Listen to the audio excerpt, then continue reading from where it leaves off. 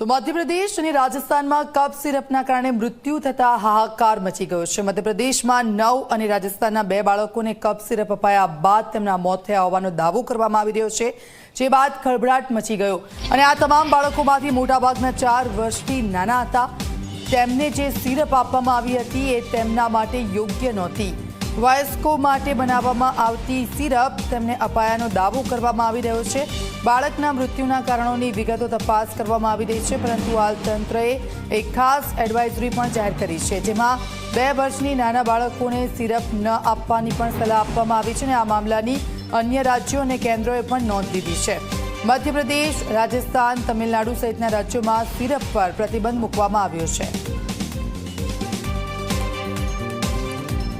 તો મધ્યપ્રદેશ અને રાજસ્થાનમાં કફ સિરપના કારણે બાળકોના જે મૃત્યુ થયા છે, 2 બાળકોના મૃત્યુ થયા। મધ્યપ્રદેશમાં 9 અને રાજસ્થાનમાં 2 બાળકો મોતને ભેટ્યા છે। 4 વર્ષથી નાના બાળકોના મૃત્યુથી ખળભળાટ મચી ગયો છે અને હવે તેને લઈને एडवाइजरी પણ જાહેર કરવામાં આવી છે। जो आंकड़े हैं उसमें से 9 बच्चों की डेथ हो गई है। 13 बच्चे हमारे पास एडमिट थे, जिनमें से एक आज रिकवर हो गया है। 4 बच्चे हमारे जिला अस्पताल में भर्ती हैं, जिनमें से 2 की कंडीशन ठीक होनी बताई जा रही है और 2 अभी ट्रीटमेंट में है। इसके अलावा 8 जो है वो हमारे नागपुर में एडमिट हैं, जिनमें से 5 बच्चे थोड़ी बेहतर हालत में और 3 बच्चों का भी इलाज जारी है।